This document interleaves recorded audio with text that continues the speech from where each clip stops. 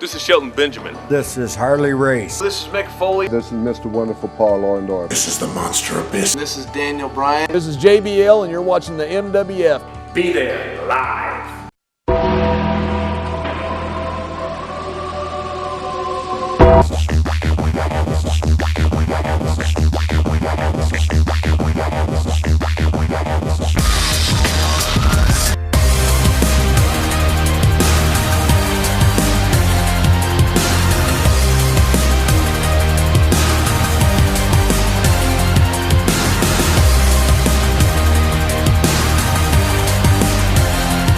Wrestling fans, welcome to another edition of the MWF's Insider Interview Series. I'm Dan Marty, joined by the man on your screen, a man that needs no introduction, but we'll give him one anyway. Wrestling legend, WWE Hall of Famer, the $1 Million Man, Ted DiBiase. Ted, how are you today? I'm doing great, man. How are you? Absolutely fine to be talking to an outstanding individual like you. You were here for our Holiday Headlocks Christmas campaign back in November at Kowloon, but right now, the words are buzz online, on Twitter, and the social media feeds about this outstanding Price of Fame Kickstarter campaign. It runs through next Friday, April the 25th, where fans can interact with you, the DiBiase family, about this documentary that's trying to be put together. Could you explain a little about that? Well, you know, the guy that started this feed, originally started out to be a documentary, same name, Price of Fame, but he was going to take me and show one guy takes the high road, another wrestler takes the low road, so to speak, and going into different directions, but basically it spelled out my faith, and then the more he knew about me and the story, he just decided he would rather it be about our family. And the twist on this, I mean, because a lot of people, some people know my story. If you read my first book, you've heard me speak anywhere, but they've never heard from a son's perspective. In other words, you know, here's one of my boys, Ted, you know, looking, you know, at what, you know, at all that went on with his parents, and so it's a different perspective, and I think that could help a lot of people, in my opinion. We live in a country that's 30% fatherless, and so, you know, people need to know there's some hope, and in my opinion, obviously, Jesus Christ is hope, and it was, I mean, it's kind of like this. I'm a minister now. I'd still be a minister, even if my wife had chosen not to stay, because I would have sought God's forgiveness and got it, and I would have gone on with my life. But when I would get up to speak, I'd be telling everybody, you know, about the regret, about, you know, I had to totally reap what I had sown because of my stupidity, but because of my wife's decision and her faith in God to give me another chance. It's just incredible. I mean, now I can say, look, you know, I have my family, I'm enjoying my grandchildren, and so the hero, so to speak, the ultimate hero is Jesus Christ, but the hero of the story is my wife, because had my wife not made that decision, there'd be no family today. And so that's the story, that's the essence of the story that we're getting in.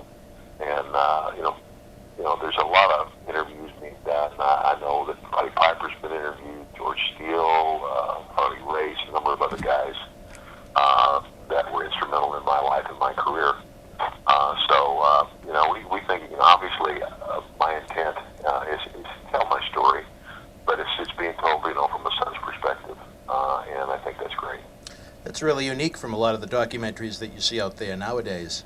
I remember the Cauliflower Ali Club speech you gave a couple of years back, where you did, you know, mention how much your wife had meant to your career and your present day 2014. So I really look forward to seeing this documentary come to fruition.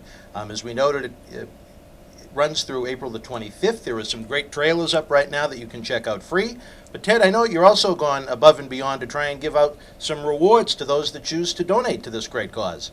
Absolutely, and you know, and I don't even have, you know, I can't even run it down for you. My son is really come alongside me and the ministry that I started, and a lot of these incentives are his, and they're good.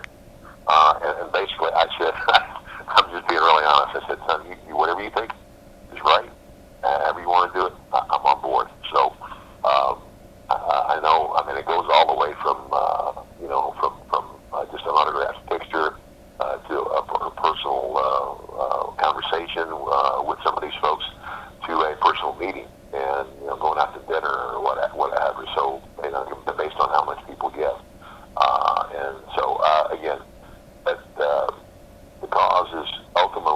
opinion, to spread the gospel and to let people know that there's hope. There's always hope for restoration and forgiveness. A lot of the fans out there, they're always interested in the quote-unquote gossip and stories like this, but in this particular film, you get to see what happens after the fact and how the situation resurrects itself. Exactly. So, yeah, and while we're on the subject, the reason I'm going to Nashville today, where they'll be taping SmackDown tomorrow, is to do a roundtable about the Ultimate Warrior. And Brother, you and I and most fans know that the Warrior and I had our differences. I was one of the people that was interviewed on the DVD that was done. And again, back to the forgiveness thing. Even at the Hall of Fame, a lot of fans think that he paid me a compliment, but he really didn't. What he said was, he said, that in Mid-South, that he said he fashioned his clothesline after mine. I guess because he said, he was out of depth, always hurt because I threw it in so hard, basically. And he said, what they really wanted us to do is to pack our bags and leave, and I'll be honest with you, at that time, that really wasn't the truth, but it was a little bit of a dig, and I smiled, and so, but here's the thing, at the end of the night, when everything was said and done, I saw a guy who was there with his wife and two little girls, and I saw a guy, and again, I'm a minister, and everybody deserves a second chance. And so, my only regret, and here I had this gut feeling, I think, I want to go back there and we're just going to put this thing away, forget about the past, and just start over. But then I thought, well, this is his special day, this is his moment, and I might not be one guy he didn't really want to see tonight. Mm-hmm. So there'll be another time to do this. And unfortunately, there wasn't.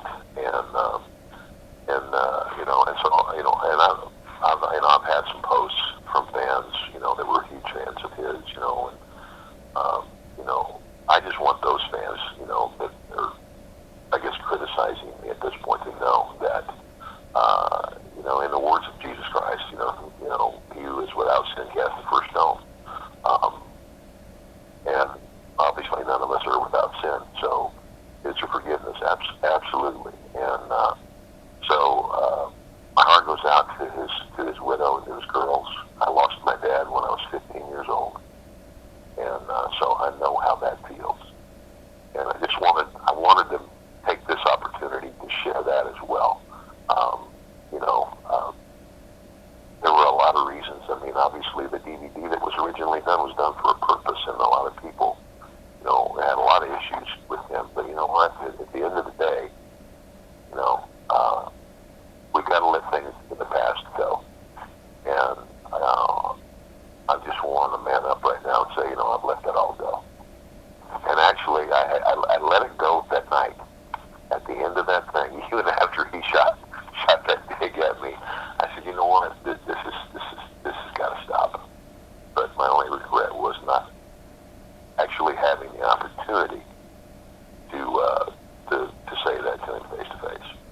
I thought that was a little strange, because the only people that didn't get away unscathed with that seemed to be you and Jerry McDevitt. But as you say right here, it's all about the forgiveness and trying to move forward in a positive way. I think more than anything, his passing reflects that of Shock, where he just came back into the limelight. He signed an ambassador deal. He was on Raw, WrestleMania, the Hall of Fame, and then Tuesday when he goes home to a hotel, he just collapses out of the blue, which of course leads to the Nancy Graces of the world trying to take advantage of some highly rated cable shows as a result of it, but that's a different story for a different time. Yeah. Well, yeah, and that's, and that should be condemned as well. That's,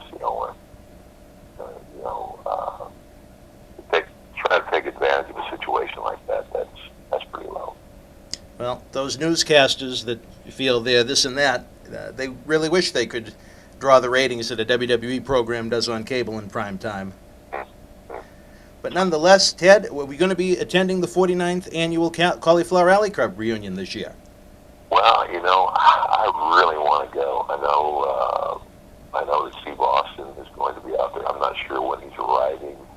I know that he and I talked about doing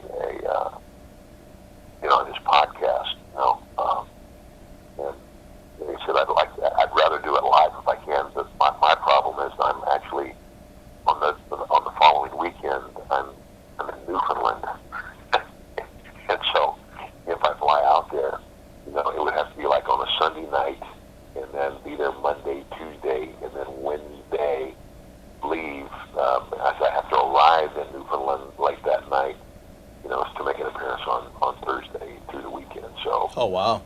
I'm just not sure that I can make it this year. Well, that'll be a shame. It's always great to see you amongst all the other legends that'll be out there for our reunion. But hey, if you can't make it for some reason, there's always the big 50th next year, which may be in April instead of June, which will help our waistlines a little bit. I think most of my body weight is going to melt away at 105 degrees every day. Not that I couldn't use it, but that's a different story for a different time too. And I want all the fans to know that have already contributed. Thank you so very much. Thank you from the bottom of my heart. You know, I just think it's kind of comical. Obviously, Peter Fierro, started this project to do this documentary, and then my son kind of came alongside of him, and I just think it's comical that here's the $million Dollar Man is asking people for donations to help produce a documentary. So, it's just kind of funny, right? Well, a lot of people don't realize the costs that go into a video production. It's not just about, having a camcorder to flick on and a couple of lights. There's so many costs that go into it. Me being at this studio right now, I can certainly appreciate what they're going through to try and put together a first-class production, which by the trailers is what's certainly going to come of it. Right. Well, Ted... and it takes a lot of money, and, I wish I was the $1 Million Man. Obviously, that's a character on television. And I just want to thank all the fans who have already contributed, and thank you in advance for those who would be willing to support our cause, and understanding that cause, and ultimately, as a Christian, I want to introduce people to Jesus Christ and let them know that He changed and saved my life, and He can do the same for you. And the other thing is coming from a son's perspective, to know that there's that redemption. Every child needs the love and affirmation of their father, and because of a change in my life, what could have ended up as a very heartbreaking story, is not. I have the love and the respect of my boys, and I'm able to watch my grandchildren grow up, and they just, $1 Million Man says everything's got a price. Well, that's one thing you can't put a price on. Amen to that.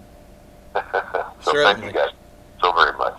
Well, fans, it's a rather long link, so what I'm going to do is, in the interview itself, there's going to be a link on the screen itself. Just click it.